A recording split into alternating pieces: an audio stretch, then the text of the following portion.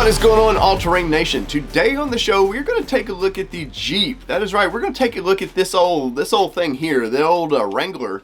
And I'm going to point out some things that I think might be coming in the future. And well, Jeep owners, you may not be happy about it. So if you are new to the channel, my name is David Boyd. I'm an auto journalist here on YouTube, and I test everything. I love cars, trucks, SUVs, everything, but I'm really an off-road enthusiast. That's right. I currently have a 2021 Jeep Gladiator, and I have a 2021 Ford Bronco Badlands Edition in the stable, and I off-road both of these vehicles, and I really do like off-roading. I have a big background in it. I ran events for what, 11, 12 years, something like that. But today I wanted to get into what I think the future of Jeep Wrangler / Gladiator holds, and I think you have to take a look, if we're being honest with ourselves, the Ford Bronco, how it may affect and speed up the process what Wrangler might be doing. Now, the Wrangler CEO a couple years ago said, hey, there is an independent front suspension Wrangler coming. And a lot of people just wrote it off, and then we get the new JLs, and it just never happened, right? We just haven't seen it yet. But then Ford comes along and revives the Bronco and its independent front suspension. And trust me, Jeep guy, there's a lot of Bronco people pissed off that they didn't get a solid axle on this thing, but for good reason. If you're honest with yourself, and if you take a comparably equipped Wrangler and Bronco, and you were to actually test drive them on the highway, and if you're being honest with yourself, you would realize that the independent front suspension on the Bronco is night and day different. It's such a better driving experience versus the Wrangler / Gladiator. Now, I've done long trips in my Gladiator. I've went from Michigan down to Nashville down to Florida, and you have to participate to drive the Jeep product. Now, not all Jeep product, obviously they do independent front suspension and all their upper trim stuff, but what I'm talking about is as far as their off-road stuff with the Gladiator Wrangler. You have to hold that wheel, and it's going to be like this. It's going to be all over the road with you, and you just have to be more focused. Now, while that is just kind of what we've grown to accept, because there's not been any competition to kind of challenge the Wrangler, you know, that whole topless, doorless thing. Yeah, in the 90s, companies tried to get into that a little bit, and they all went away, and Jeep has this thing all to themselves till the Bronco came along. Well, now that Bronco is here, offers the doors, the tops, all that come off, which I still think Jeep does way better. I think that removing the doors is 100 times better on my Jeep products than it is the Ford products.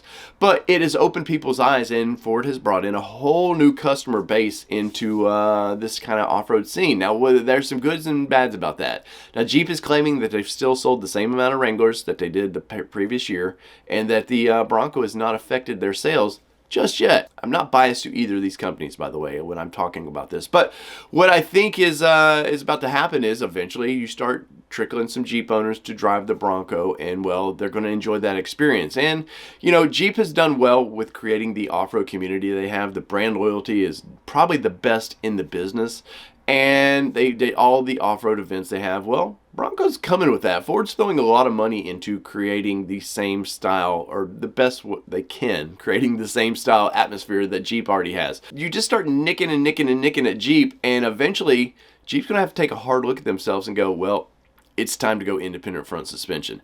I'm saying this is my opinion. These are all my opinions, by the way. What I think, I'm forecasting what the future may hold. What I think may happen, though, is I think Jeep may take a look at the Wrangler especially and go, okay, we're going to do the sports, and we're going to do our plush trims, independent front suspension, and the Rubicon we're not touching, because they know Rubicon people like that for the ultimate adventure vehicle, and you want the big flex. Now, I'm not dumb to think that on the trails, when you're like this and that axle's down here, that's great, but 95% of the Jeep Wranglers on the road today will never see a trail. And at some point, Jeep will have to take a hard look at that and say, well, we got to give kind of the people what they want. If we're starting eventually, we'll see some numbers, wane from to Jeep to Ford. And I think there'll be Jeep people that jump to the Bronco. They go right back, that it's just not for them. But if we're honest with ourselves, ultimate driving experience, I think Jeep's going to have to take a hard look at this. Now, let's get into the trucks. Now, the Gladiator, which I own, I think the Gladiator is the best of both worlds. I love the fact that I can take the roof off, the top off. If I want to fold the window down, which I don't know why anybody would do that, you can do it. And I've gone to Home Depot. I've been all over my town with no doors on, had a blast doing it. I can go to the hardware store, get what I need, throw it in the back of it, and go. I think it is really the best of both worlds. And well, Ford's been benchmarking you, whether they want to admit it or not. They've bought a few of your Gladiators, and they've been benchmarking this because there is a Bronco truck coming. Now, I know we've seen the reports where Ford's like, we've decided not to do that. Trust me, they're still showing photos of Jeep or Ford employees driving Gladiators into their testing facilities. So there's something's coming to that, and I think within the next 2 years, you might see a Bronco truck, and what I would love. I truly do, and the only thing I would say about it is, please don't force that long bed on it. That's my one downside of the Gladiator. I love having all that room, but the vehicle is a niche vehicle, and you could have cut a foot off of that bed, and it looks great. Anyways, I'm done. I'm going down a different path. But with the Gladiator, I think if you don't look at independent front suspension on this thing, I don't think it sticks around. You know, I was told by certain people in the press that they thought that Gladiator is a one and done, meaning there will not be a generation 2 of this. And I think they might be wrong, because if you look at the sales have been pretty good for this thing. Yeah, initially it took off the first couple months, and it dove, and then when the pandemic hit, they spiked back up because that's about all you could find. And I think there's a client base now that loves that vehicle. And I think if you give them a little bit better driving experience and a lot better towing, I think it would help a lot with the Gladiator, and especially if you do see Ford sneaking their version of a Bronco truck in there, and you know it's going to be independent suspension.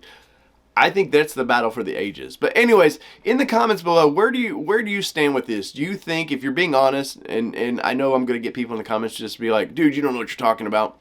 I've tracked this for, well, 15 years. I've tracked the independent front suspension and how Nissan and Toyota and all of them have actually done well with it, and especially in off-roading. So I do have a background of paying attention to these things. But in the comments, where are you at with it? If you're being realistic with yourself, do you think eventually that the Wrangler does get independent front suspension? Do you think that that they're going to have to? So in the comments, let me know what you think. So whether it be two-wheel drive, four-wheel drive, or these independent suspensions, I think we're all going to be driving. This has been your All Terrain Nation. I'm your host, David Boyd. We're out. Peace, everybody. Love y'all.